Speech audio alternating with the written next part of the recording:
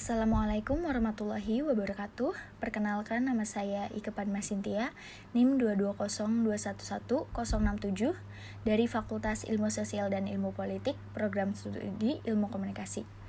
Di sini saya akan membuat video pembelajaran tentang bab 3, yaitu strategi media relations bersifat langsung.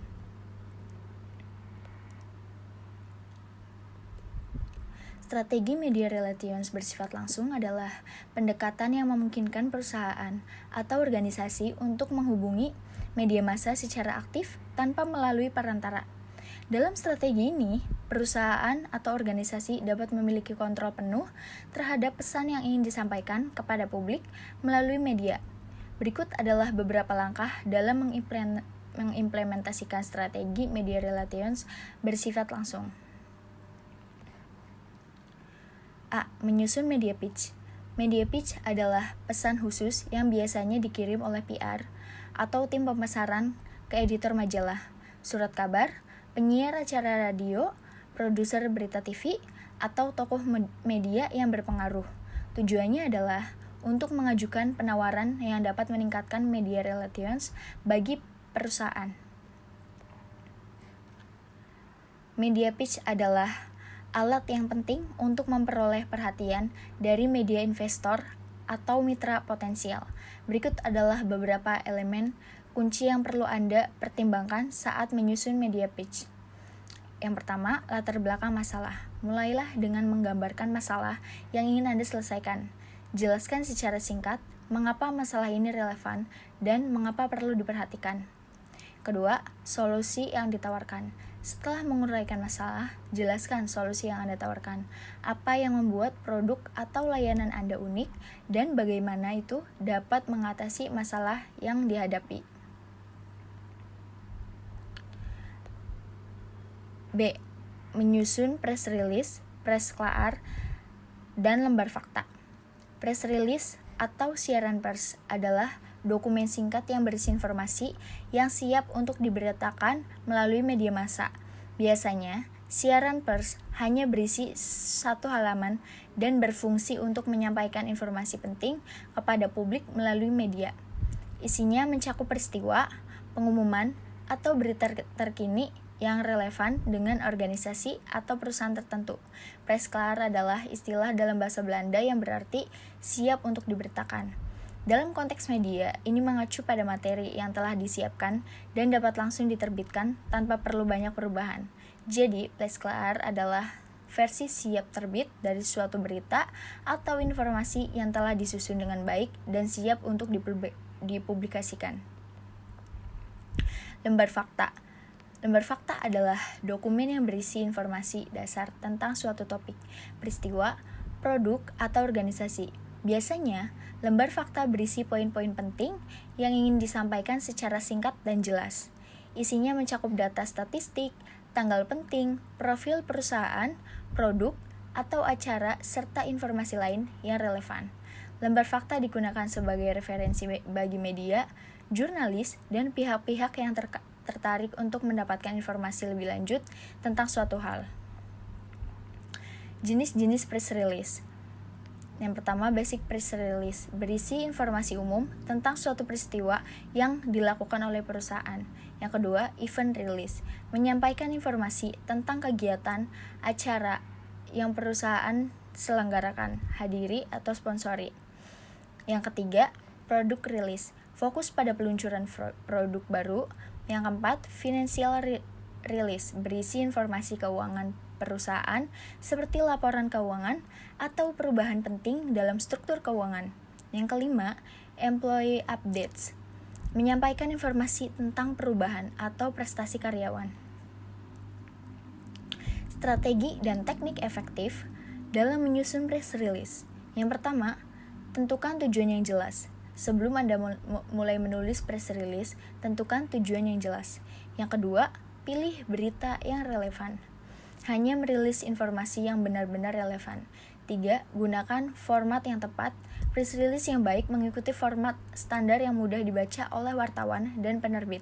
Format umum press release termasuk judul, subjudul, deadline, badan teks, dan kontak informasi.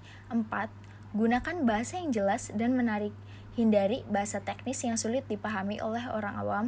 Gunakan bahasa yang jelas, sederhana, dan menarik. C. Menyusun lembar fakta. Apa sih itu lembar fakta? Lembar fakta adalah dokumen yang berisi informasi dasar tentang suatu topik, peristiwa, produk, atau organisasi. Biasanya, lembar fakta berisi poin-poin penting yang ingin disampaikan secara singkat dan jelas. Isinya mencakup data statistik, tanggal penting, profil perusahaan, produk, atau acara, serta informasi lain yang relevan. Lembar fakta digunakan sebagai referensi bagi media, jurnalis, dan pihak-pihak yang tertarik untuk mendapatkan informasi lebih lanjut tentang suatu hal. Sistematika lembar fakta. Berikut adalah beberapa ketentuan sederhana yang biasanya terdapat dalam lembar fakta. Yang pertama, isi yang terorganisir. Lembar fakta selalu memiliki isi yang terorganisir dengan baik. Ini berarti informasi yang disajikan harus sistematis dan meliputi subjek spesifik dengan cukup mendalam. Yang kedua, panjang lembar fakta. Biasanya, lembar fakta terdiri dari 1 hingga 2 halaman. Bahasa yang digunakan harus jelas dan mudah dipahami. Yang ketiga, data visual. Lembar fakta perlu memuat angka, gambar, informasi statistik, atau alat visual lainnya untuk memudahkan pemahaman.